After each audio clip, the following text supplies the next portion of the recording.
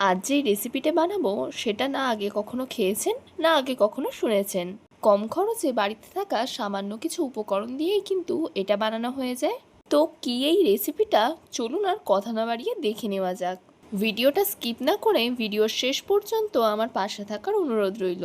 নমস্কার বন্ধুরা, আবার নতুন ভিডিও নিয়ে আপনাদের সামনে হাজির হয়েছি। আমার চ্যানেলটা নতুন হয়ে থাকলে চ্যানেলটিকে সাবস্ক্রাইব করে আমার পাশে থাকবেন। চলুন আর কথা না বাড়িয়ে ভিডিওটা শুরু করা যাক। এখানে আমি একটা বাটি নিয়ে নিয়েছি। এখানে 300 গ্রাম পরিমাণ মুসুর ডাল আছে। এটাকে নিয়ে নিলাম বাটির মধ্যে। আপনারা আপনাদের পরিমাণ মতো নিয়ে নেবেন। এবার ডালটাকে খুব ভালোভাবে ধুয়ে নেব 2-3 বার। খুব ভালোভাবে ডলে ডলে ধুতে হবে। ডালে অনেক নোংরা থাকে, সেগুলো বেরিয়ে যাবে ডলে ডলে ধুলে। এভাবেই 2-3 বার ধুয়ে নেব। আমি এখানে ডালটা খুব ভালোভাবে ধুয়ে নিয়েছি। 10 মিনিট মতো ভিজিয়ে রাখবো। ডালটা ধরিয়ে নিয়েছি আর কড়াই জল দিয়ে গরম হতে বসিয়ে দিয়েছি। জলটা গরম হয়ে গেছে। এবার ওই গরম জলের মধ্যে ডালটা দিয়ে দেব।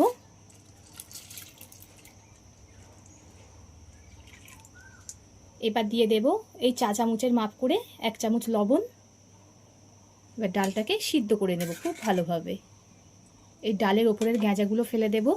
কড়াইতে যখন ডাল সিদ্ধ করবেন দেখবেন ওপরে এমন গেঁজা হচ্ছে, সেগুলো কিন্তু ফেলে দিতে হবে। এগুলো কিন্তু ডালের ময়লা, এগুলো অবশ্যই ফেলে দেবেন। আর বন্ধুরা, কড়াইতে ডাল সিদ্ধ করলে খেতে একদম আলাদা টেস্ট লাগে। আপনারা চাইলে প্রেসার কুকারেও সিদ্ধ করে নিতে পারেন। ডালের একটা সুন্দর টেস্ট আনার জন্য আমি কড়াইতে ডাল সিদ্ধ করছি। ডালের গেঁজাগুলো সব ফেলে দিয়েছি। এবার ডালের মধ্যে দিয়ে দেব 1 টুকরো দারচিনি, 2টো লবঙ্গ, একটা তেজপাতা, আর অল্প করে দিয়ে দেব হলুদ। বন্ধুরা, এই মশলা আর হলুদটা পরে দিলাম তার কারণ, প্রথমেই যদি দিয়ে দিতাম ডালের এই গেঁজা ফেলার সময় সব মশলার গন্ধ বা হলুদের কালারটা চলে যেত। তাই এইগুলো পরেই ব্যবহার করতে হবে। আবারও খুব ভালোভাবে ফুটিয়ে নেব। ডালটা কিন্তু খুব ভালো রকমই সিদ্ধ হয়ে গেছে। খুন্তির সাহায্যে ঠিক এমনভাবে একটু নেড়ে দেব। এবার ডালটা নামিয়ে নেব। ডালটা নামিয়ে কড়াটা গরম হতে বসিয়ে দিয়েছি। এতে দিয়ে দেব সর্ষের তেল। তেলটা কিন্তু খুব ভালোভাবে গরম করে নিয়েছি। এদিকে মাছের মাথায় লবণ আর হলুদ মাখিয়ে রেখেছি, সেটা দিয়ে দেব ভাজার জন্য। পিছন সাইডটা ভাজা হয়ে গেছে, এবার উল্টিয়ে দেব। 2 সাইডে খুব ভালোভাবে ভেজে নেব। আমি 2 সাইডে খুব ভালোভাবে ভেজে নিয়েছি। এবার তুলে নেব। এই মাছ ভাজা তেলের মধ্যে আবার একটু তেল দিয়ে দিলাম। গরম তেলের মধ্যে দিয়ে দেব একটা শুকনো লঙ্কা, অল্প করে জিরে। ফোড়ন থেকে যখন একটু মিষ্টি গন্ধ বেরাবে তখন এর মধ্যে দিয়ে দেব গ্রেট করে রাখা রসুন। এখানে 7-8 কোয়া রসুন আছে। রসুনটাকে একটু হালকা ভাজা ভাজা করে নেব। রসুনটা বন্ধুরা একটু গ্রেট করে দেবেন, বেটে দিলে সেই টেস্ট পাওয়া যাবে না। এবার দিয়ে দেব সমপরিমাণ আদা গ্রেট করা। আদা রসুনের যতক্ষণ না কাঁচা গন্ধ চলে যায় ততক্ষণ ভেজে নিতে হবে। আদা রসুনের কাঁচা গন্ধ চলে গেছে। এবার এতে দিয়ে দিলাম একটা বড় সাইজের পেঁয়াজ কুচি। আদা রসুনের সঙ্গে পেঁয়াজটাকে একটু ভেজে নিতে হবে। দিয়ে দেব অল্প করে লবণ। এই লবণটা দেওয়ার ফলে পেঁয়াজটা খুব সুন্দর ভাজা হয়ে যাবে আর পুড়বেও না। পেঁয়াজটা আমার ভাজা হয়ে গেছে আদা রসুনের সঙ্গে। এবার এতে দিয়ে দেবো একটা বড় সাইজের টমেটো কুচি। টমেটোটা যতক্ষণ না গলে ততক্ষণ একটু ভেজে নিতে হবে। কষাতে কষাতে টমেটোটা গলে গেছে আর মশলা থেকে সুন্দর তেল ছাড়ছে। এবার এতে দিয়ে দেবো লবণ, হলুদ গুঁড়ো।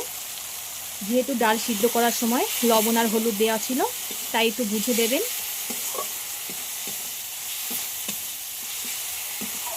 এবার এতে দিয়ে দেব এই চামচের মাপ করে হাফ চামচ ধনিয়া গুঁড়ো, সমপরিমাণ দিয়ে দেব জিরে গুঁড়ো, আর যে মাছের মাথাটা ভেজে রেখেছিলাম সেটাকে দিয়ে দিলাম।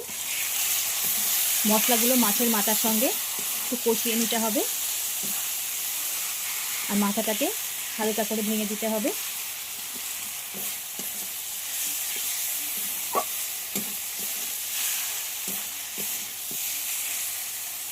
বন্ধুরা, আপনারা তো ডাল মুড়ো অনেকভাবেই খেয়েছেন।